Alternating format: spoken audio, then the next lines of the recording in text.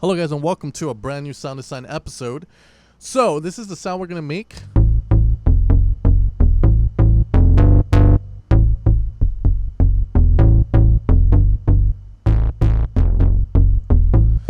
Alright guys, so the reason I decided to make a deep house tutorial, and it's rare because I haven't made one in ever, it's because I received a lot of, I received like about 4 tracks, one of them being one of my friends,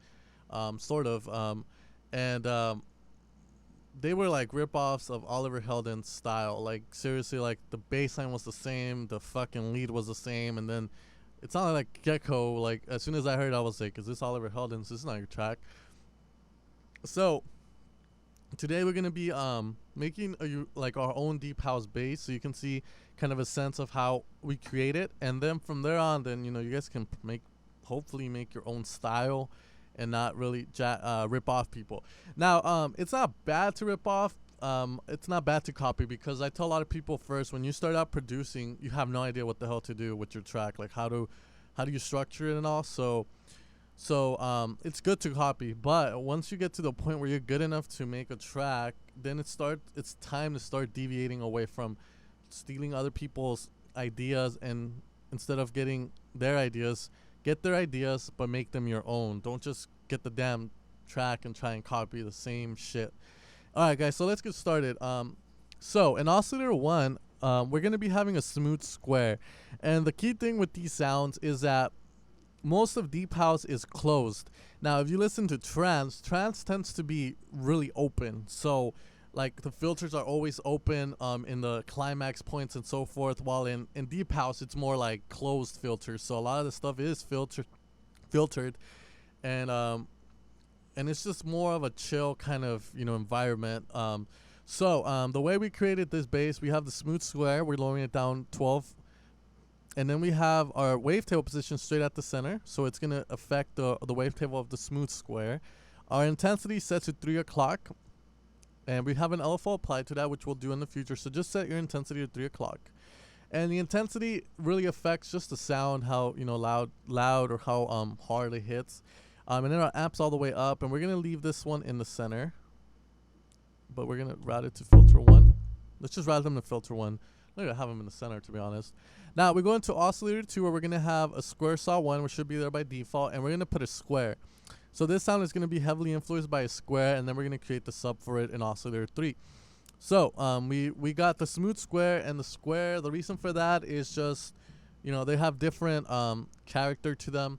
So we don't want to use the same damn wavetable twice in a row, because if you use them twice in a row in a close frequency range, you're going to be taking up the same frequencies, and your sound's not going to sound as clean as it should. So the way we avoid that kind of stuff is we just change up this type of wavetables we're using. So we have a square in saw 1, wavetable position all the way to the left, which will be all square. If I have it all to the way to the right, it'll be a saw. Our intensity is all the way up, and our amp all the way up, and routed to filter 1 again. Oscillator 3, we're going to be having a sine triangle, and we're going to be using a triangle wave as our sub for this sound. We're not going to be using a sine, which is a regular. We're going to lower this down by an negative 24, which is down 2 octaves. An octave is made up of a pitch of 12 in massive, so if you do 12 times 2, you're up 2 octaves and so forth. So our wavetable position is all the way to the triangle, our intensity is all the way up, and our amp for this is at 3 o'clock, and we route it to filter 1 as well.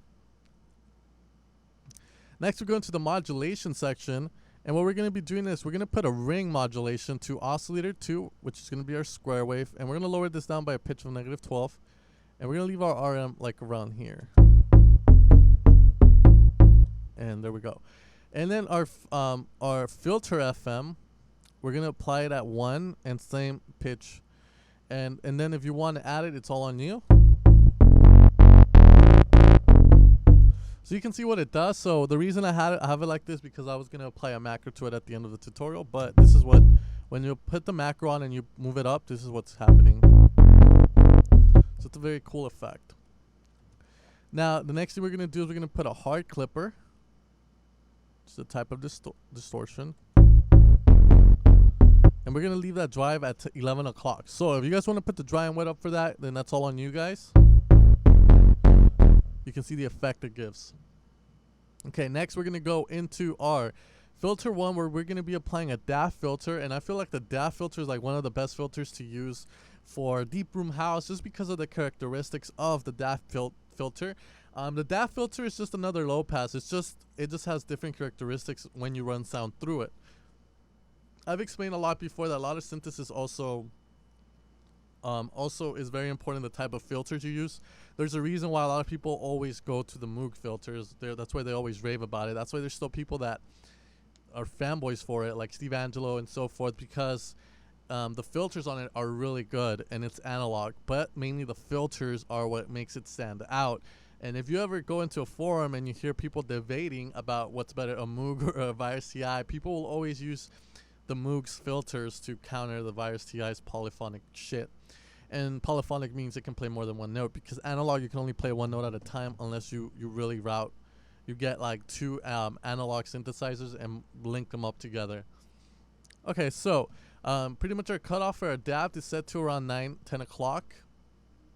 This is going to be an envelope we're going to apply later, and our resonance all the way down. Alright guys, so we're going to go into envelope 4, and it should be like this by default. So the way we're going to pretty much shape our sound is going to be through envelope. And the thing, there's always this question that a lot of people that are advanced in synthesis ask, why should I shape through an envelope, the sound through an envelope, instead of shaping it through the amp envelope? So the amp envelope is going to be routed to your amp, which is set here 4.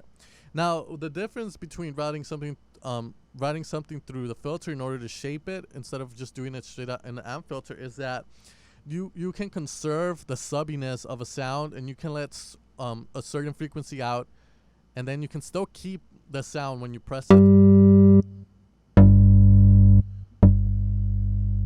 you can see I can still sustain it, because in envelope 4, which is the amp, my sound is really sustainable, while in 1 you can see it's not sustainable at all.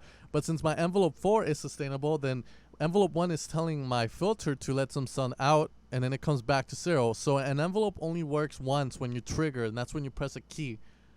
And LFO is a loop, just to clarify that. So when you press the envelope reacts, and after you just have to press another key in order to activate it again.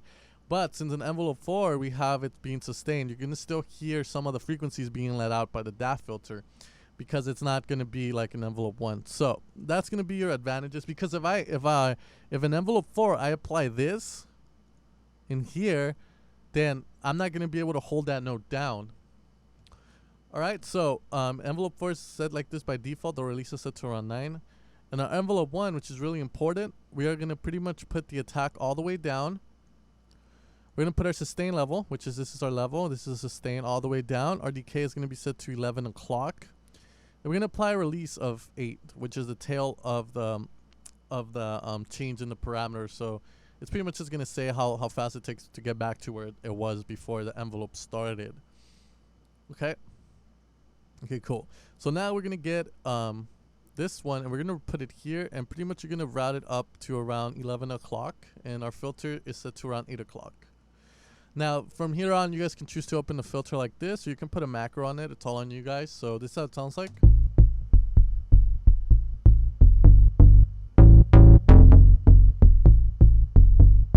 It's a very, very deep, fat sound. So once we have that, we're going to go into LFO 5, where we're going to have a sine. We're going to put the ratio 1 to 8. So we're not going to sync it. We're going to do this manually. So ratio of 1 to 8. We're going to put the amp all the way to the right. We're going to get LFO 5 like this, and we're going to put it right here. And then all you're going to do is click and pull up all the way. Get around there. So pretty much what's going on is LFO is changing this, pretty much this knob like this at a ratio of 1 to 8. Okay. Okay, so finally, we're going to go into voicing, where we're going to pretty much just leave everything as it is. So our unison is set to 1, so this is a very mono-ish sound. If you choose to put this in the center and you really don't know how to do it with your DAW, you can always leave this knob here in the center in mono. And mono just means that you have no stereo field, so your sound is completely in the center. But we're going to leave that off just for this. Okay. Alright guys, so we're going to go into FX1, and we're going to be applying a Bronner tube, and our dry and wet is going to be set to wherever you please. But what the Bronner tube is going to do, it's going to route the sound through a tube. Oh my god. I was just writing a video. Oh well, I'll just do it again. Do not send. All right, so what a Bronner tube does is it pretty much you get sound routed through it, and it's sort of like a it just increases the volume and it gives it a shape. You can also say it's like a distortion as well, which pretty much means it's adding harmonics to your higher end of your bass, or in this case the bass. So we're gonna leave it around there. We're pretty much gonna use it to boost the volume up or make it fatter. So we want to have it where you don't start hearing the distortion due to the harmonics being added to the high end. Alright, so then we're going to apply delay synced. Pretty much our feedback's going to be set to 11. And we're going to get envelope 1 and we're going to put it here. And we're going to pretty much do pull up and get it around there. Left and right are set to 128. So pretty much what's happening here, it's a little delay, but what it does, it makes the sound huger to the human ear.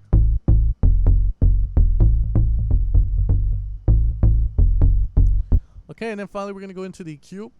We're just going to turn it on, and then if you choose to move any knobs, then that's all on you. And once we have that, we should be getting the sound.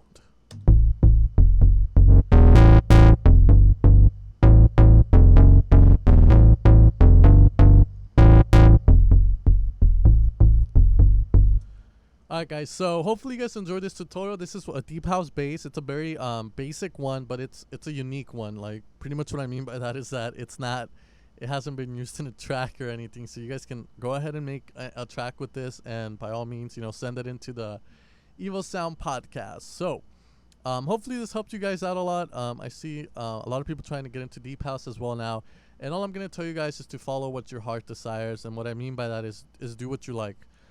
For me, I was making big room house a lot, and I was doing it to help friends out, doing it to teach and stuff, but I never really enjoyed making deep room house. I mean, I enjoy making the sounds for big room house, sorry, but I never enjoyed making it because it's not where my heart was. For me, trance is where it's at. I have so much fun making trance. I feel like I have so much freedom in there. So, it's all subjective. So for me, trance is where my heart belongs, and if your heart and your ears belong to something else, try not to follow the trends, because it's very noticeable when people are just doing it because they want to get famous and money and stuff, because they just rip off every other fucking person. You don't have your own ideas. So I'll be making a video in the future about like pretty much how to pretty much get inspired by other people but not take their ideas. And I'm also going to talk a little bit about the bad thing of ripping other people off or just trying to be like someone else or sound like someone else. Anyways, guys, this has been Sound Design episode, Deep House edition, and I'll see you guys next time.